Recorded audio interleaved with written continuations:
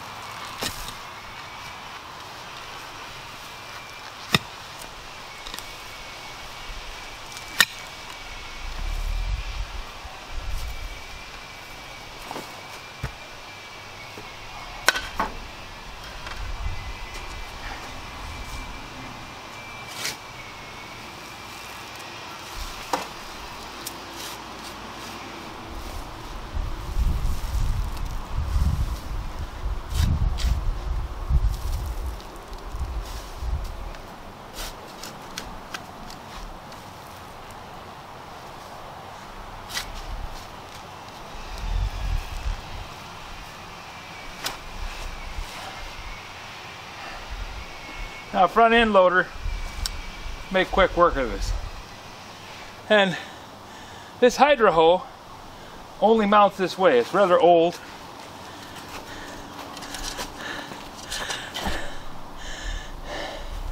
It came about in the late 40s to be used with implements that mount on a 3-point tractor. 3-point hitch tractor.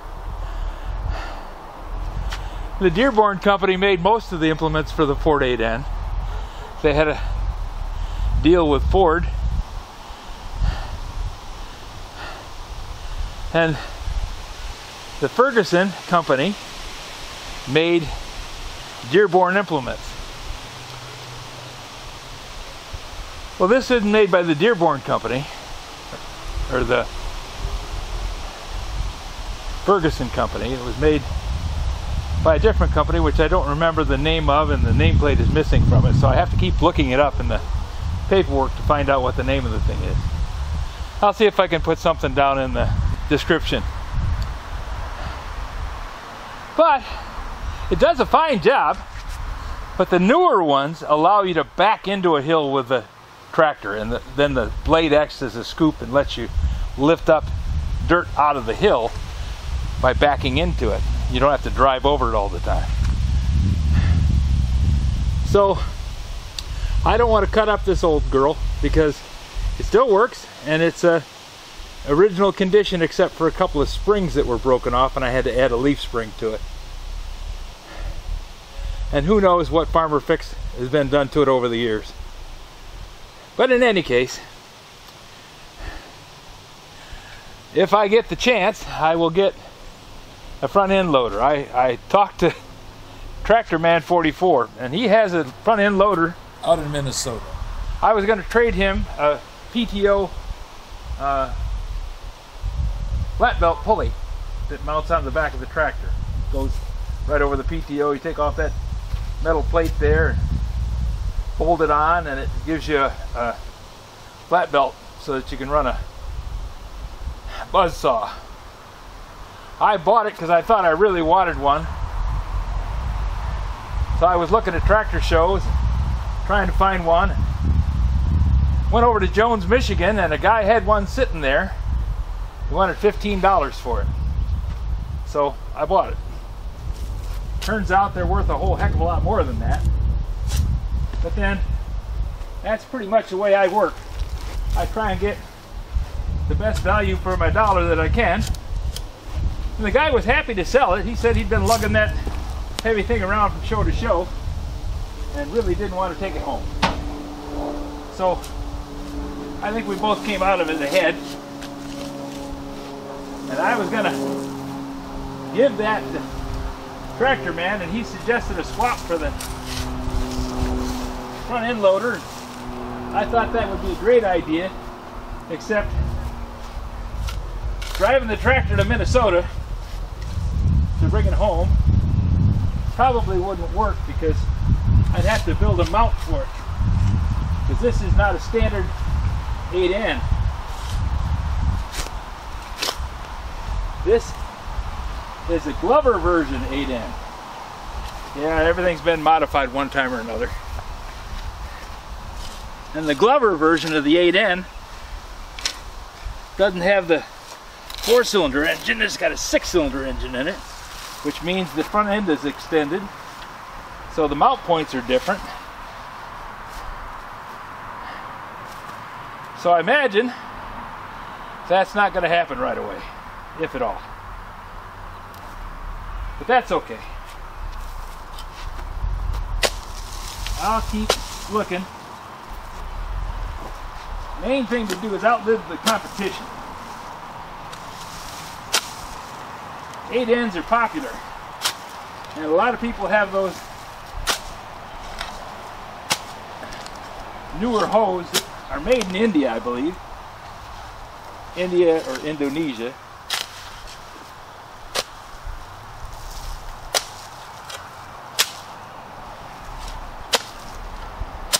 I might find one somewhere sitting in the fence row. Somebody says they don't need it anymore, please get it out of there. That's always my best deal. Not the typical situation, but I see that as a plus when it happens. So you can see why it's taking me a long time to get the dirt hauled up to the garden, because I have to keep modifying and adjusting my process to allow for changes required by either equipment or situational happenstance.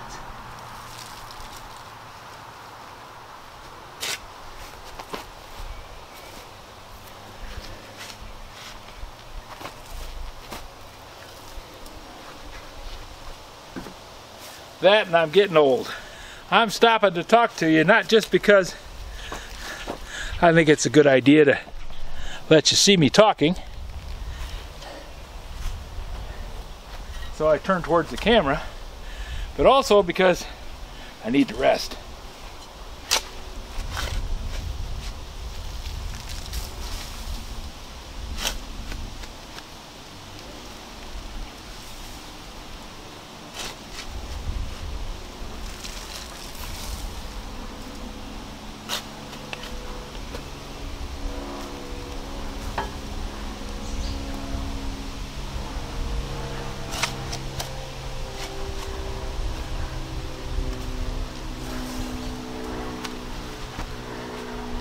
Because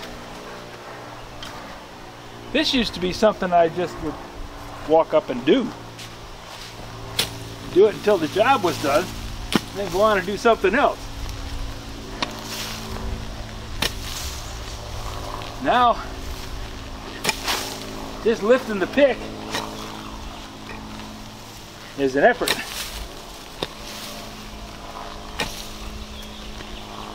But if I'm going to live to 100 or more, I'm going to have to work at it.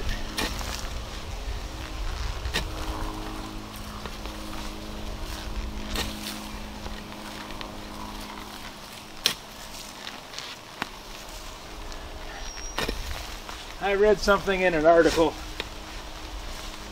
one of the things that they try and qualify as a newsletter, that anyone born at a time when they're living up to this point in history has every opportunity to live past 100, because the medicine has gotten so good. Now, I don't know if that's going to be true, but I'm not adverse to the idea.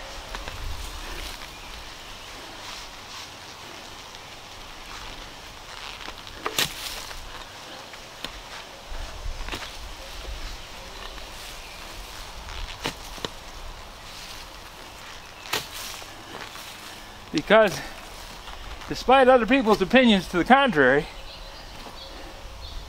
I have every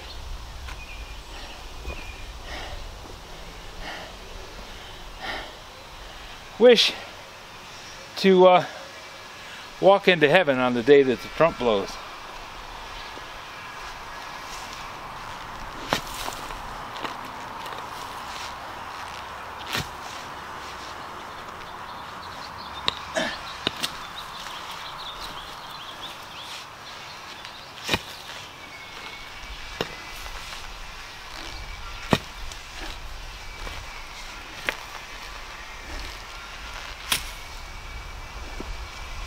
Okay.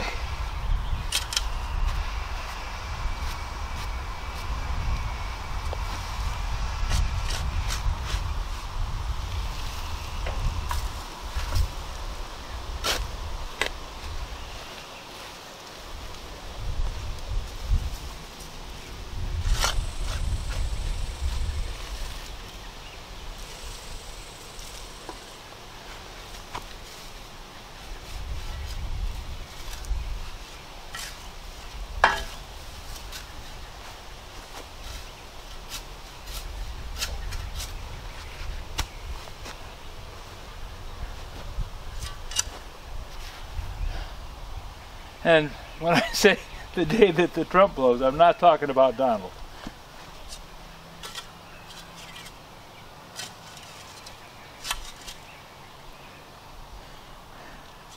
I'm more considering when Gabriel blows his horn.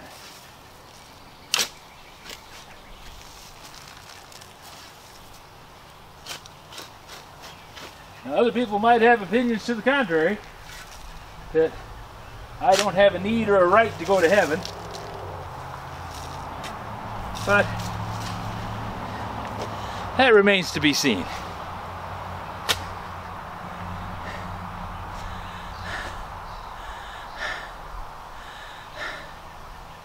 I have every expectation of doing it. Okay, now I got to move the tractor up and dump this load. I have 3 more to get. I think it's going to take about 3 more loads to fill in the area that I want to fill in. So, off we go.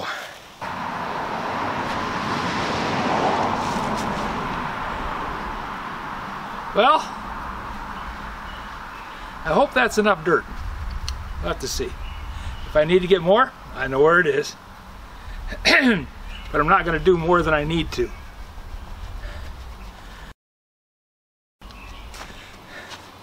The plan is just to make a slight slope,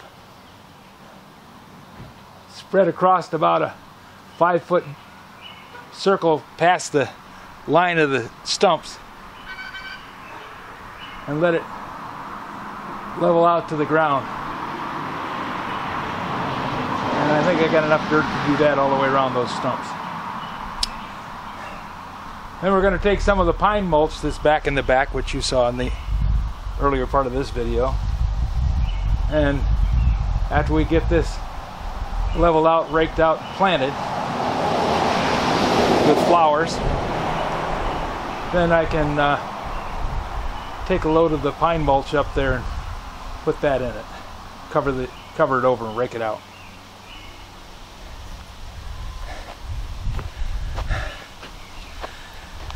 And I'm happy to be done for tonight. I get to do a certain amount of work every night, and then I think I've reached my limit. This is a lot more intense than my usual work. So it's time to put the tools away, close up the doors, and shut the shop for tonight. I'm thoroughly tired. If you have any suggestions for a new video, questions about today's video, or any of the other videos on the channel, just drop a note in the comments. You know I read them all. Thanks for watching.